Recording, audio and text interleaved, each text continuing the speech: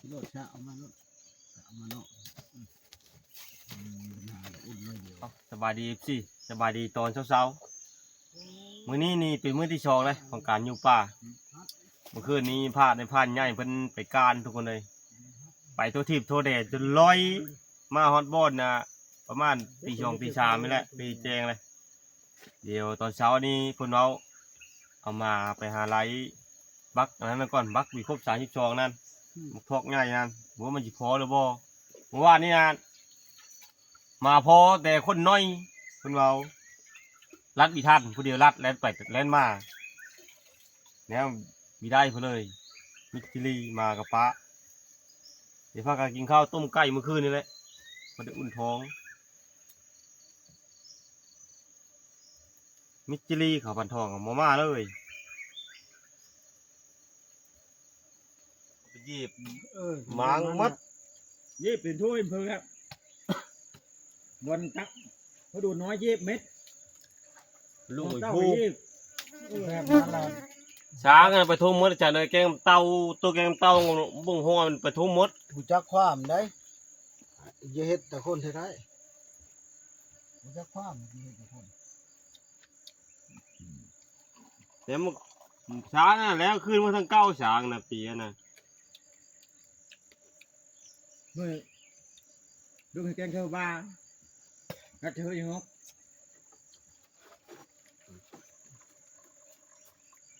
มือมันขึ้นมันมือกะ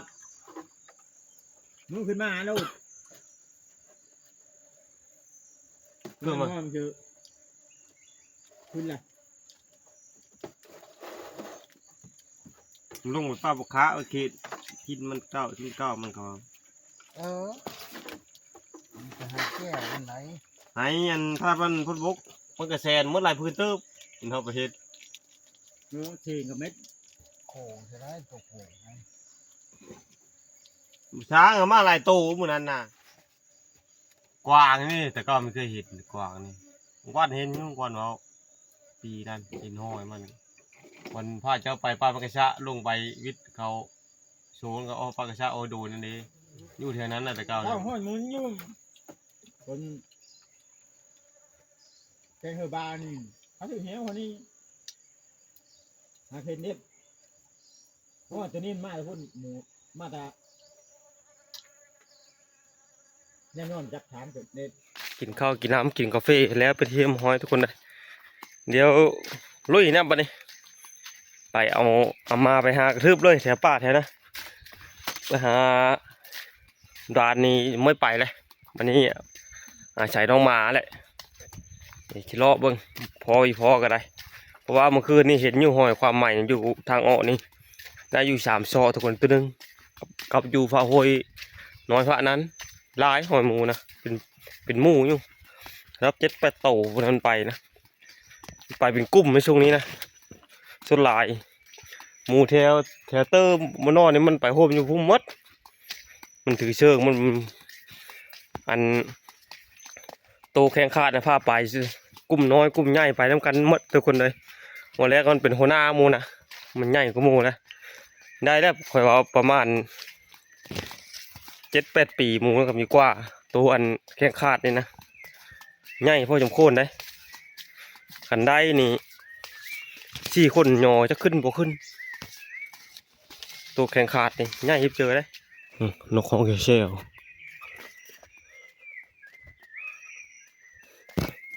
ยังแต่เช้าอยู่6 โมงปลายอยู่นะแต่แดดเลยแดดคักขนาด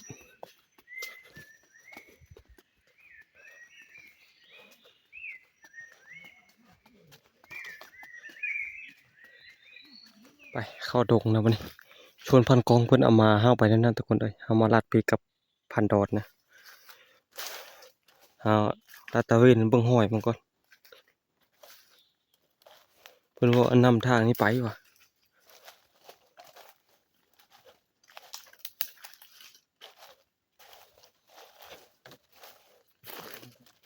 เป็นป้าจะพัดในแถวนี้มาวันนี้มาไล่หมูเลยแต่เฮาเมื่อเล่นลัดละยังยินเสียงมาเฮาเมื่อทบิดปงสักขึ้นหนึ่งเล่นลัดแยกเดียวกับพันดอนเพิ่น เพิ่นเลาะโหยเพิ่นคอยเฮาตุยมิตรีเสียงหมันบ่พอบ่ไปเลยจักปะทั้งเลยนะ อยู่ในป่าอยู่พัดนี่นี่เสียงมาเฮาเลย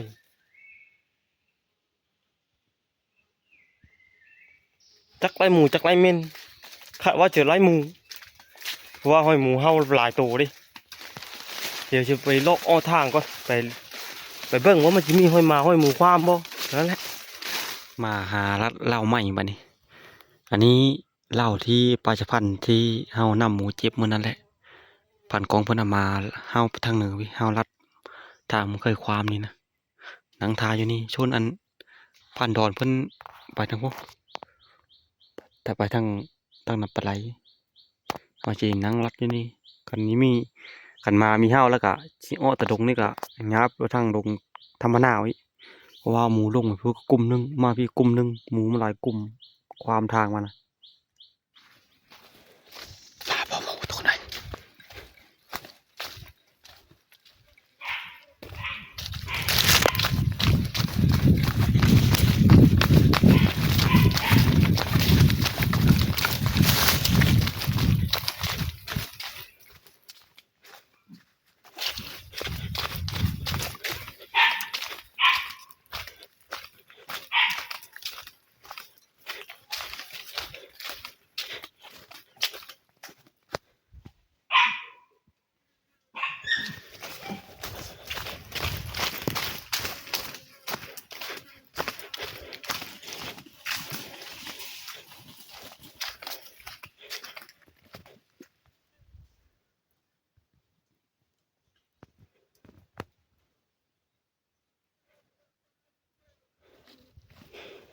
แล้วคือไหนอย่าละหมาตัวที่อยู่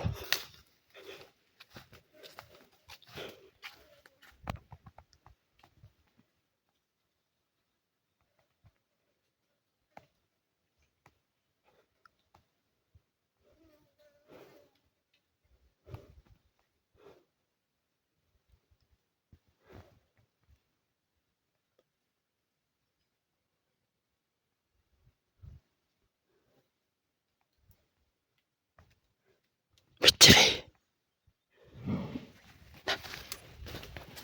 ไปละโอ้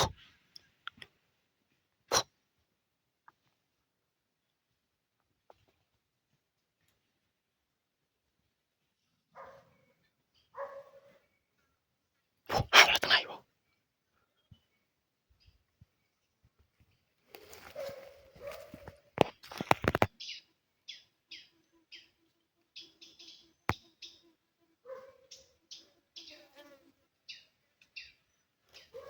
อยู่ไหนปลาจะพัดบ่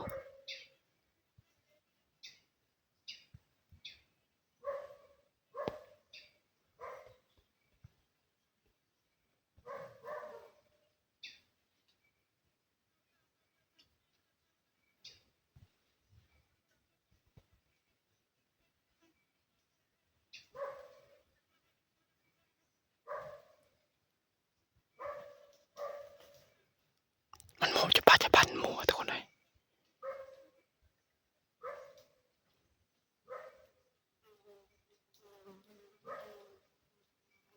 มาต่อเดียวจองตัวบ่เอาอยู่ทางบ่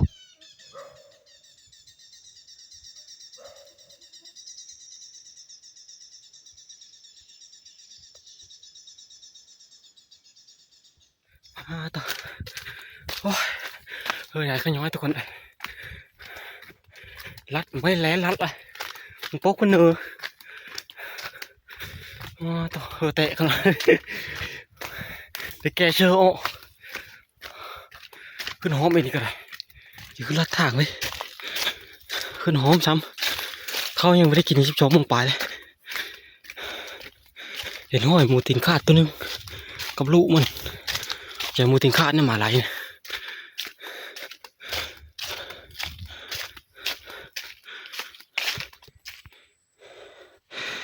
ความเลยนี่หอยความเลยความผู้ขึ้นเนื้อผู้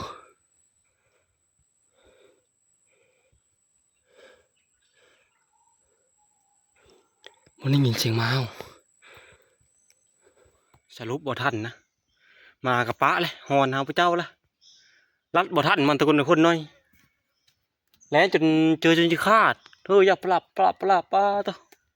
จุกเหลือก็มันเอามาก็มันเจ็บเนี่ยทุกคนเลยมันยังบ่ทันนะเฮ็ดน้ำตัวเดียวมาก็ได้โทษตัวดำน้อยนะตัวแดงมันอาม่าไรหมูก้อนเนี่ยหมูชิดขาหน้ามันเป้แน่มันก็เลยเล่นบ่ทันหมูนะประมาณ2 ชั่วปลายสังเกตเบิ่งห้อยมันนะอยู่นี่หมานะเออ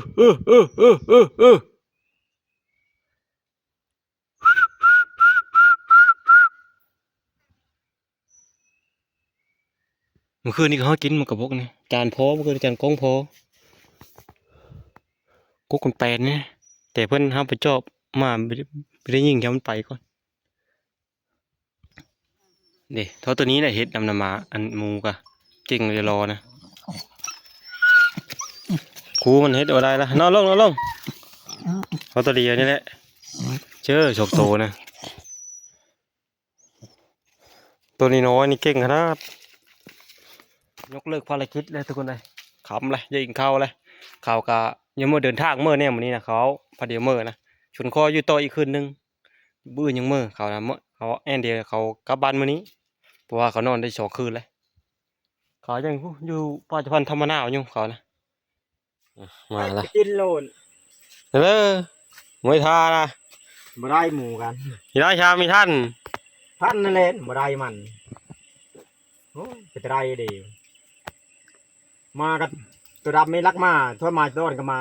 เด็ก มันไหลตัวนึงมาตัวนี้นะมันมานะมันนี่มันมาคอยมาเลยยิงเข้านั่นประเดี๋ยวไหลมานั่นขึ้นหอมมันโอ้ทั้งหื้อทั้งไปเลยยิงเข้าเช่นปุ๊บมือหายยิงเข้าเลยว่ะ ฟังเชียวมาไล่กับหมูน้อยเกรมไล่ตัวติงกุดบ่ได้เลยตัน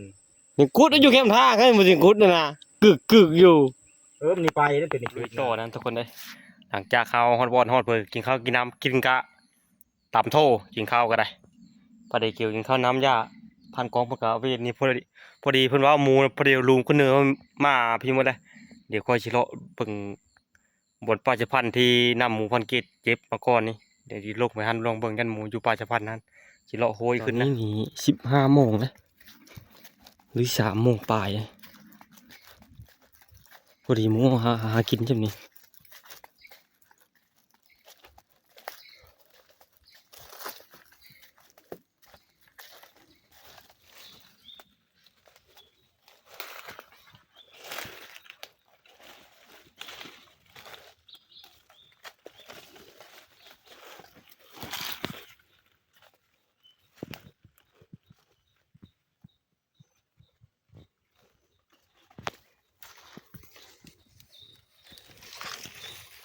น้ำยังขุ่นอยู่เลย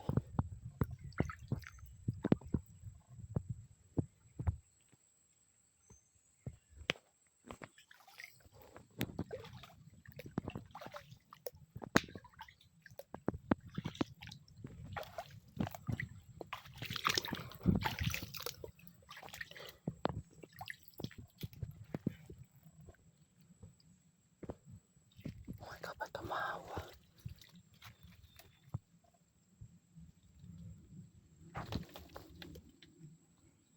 เขาไหนนี่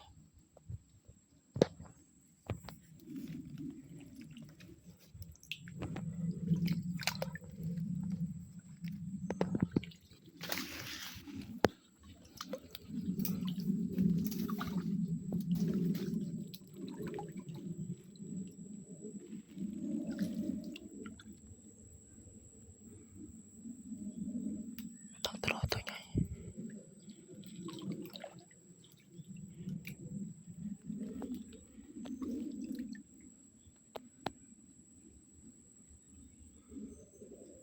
โอ้ยกลับไปกลับมาเลย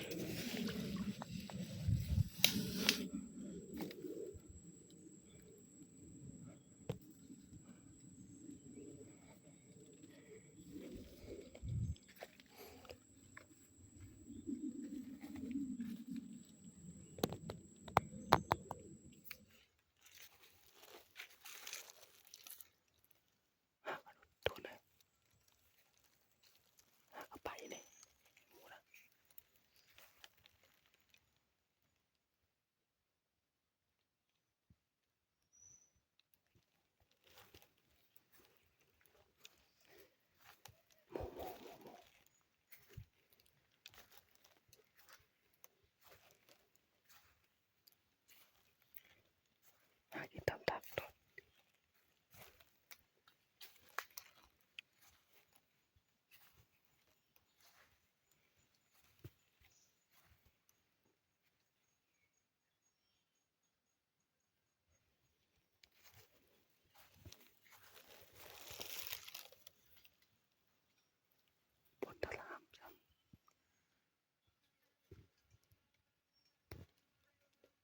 เฮานี่ทุกคนในหมู่นะ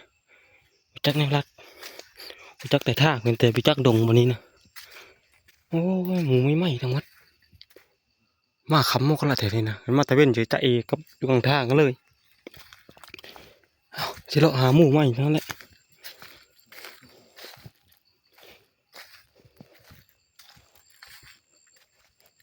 หมูบักหลาย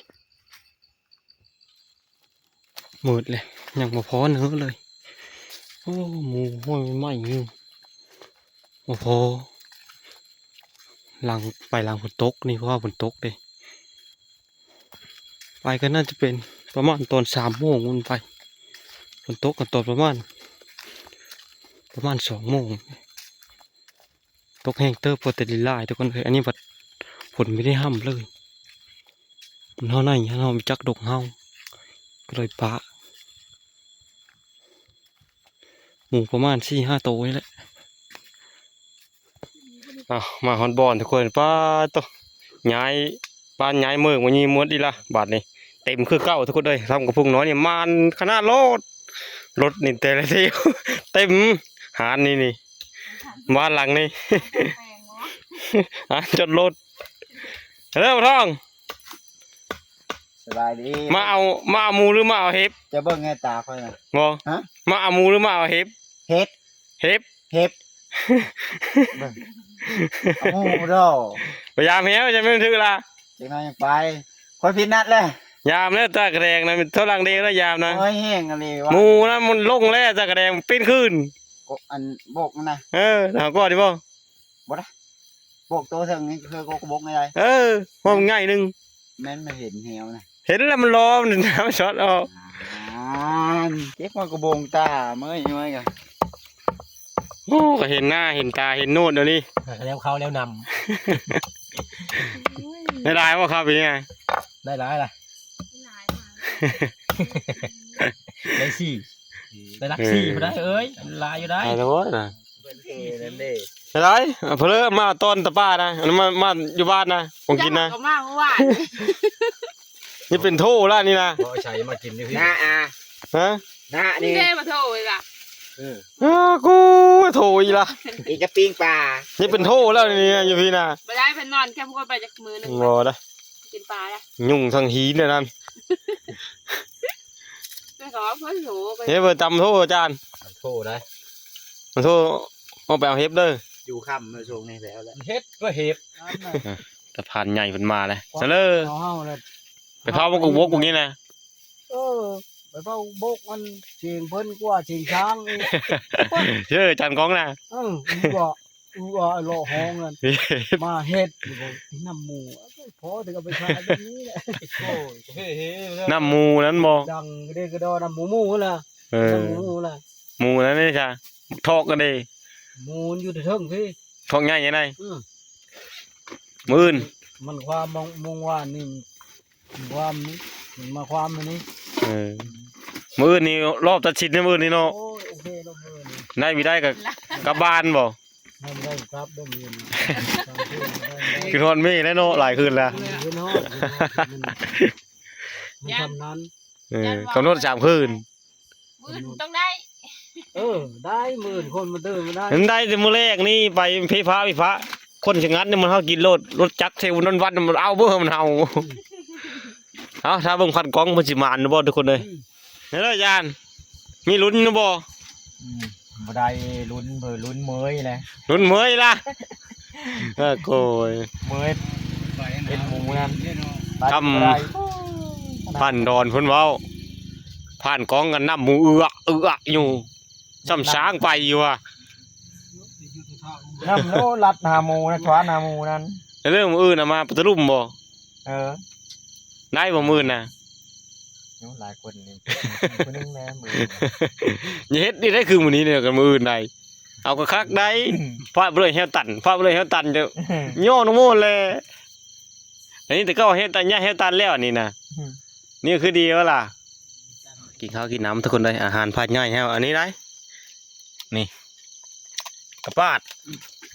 เฮ็ดน้ำหมูหลายคนอาจารย์เอ้ย ยิงกับบ้านโลดเอ้าเดี๋ยวไปหาก้านหนูหว่ากันค่อยกันนะน่าจะ ได้อยืดเบิ่งช่วงนี้มันกินมันกระบกหวายหลายยันแต่เมาเท่านั้นแหละเมาอาจารย์ยามนี้ ตัวเมาตัววอนะ เอาทุกคนเลยคลิปวิดีโอนี้เอาจบเพียงชำนี้เลยเดี๋ยวคลิปหน้าวิดีโอหน้าพอได้ไหมเนี่ยกับปลากันหรือตัวนึงชงโตกับบ้านมันนะอาจารย์ยามนี้เนาะ มันอย่างนี้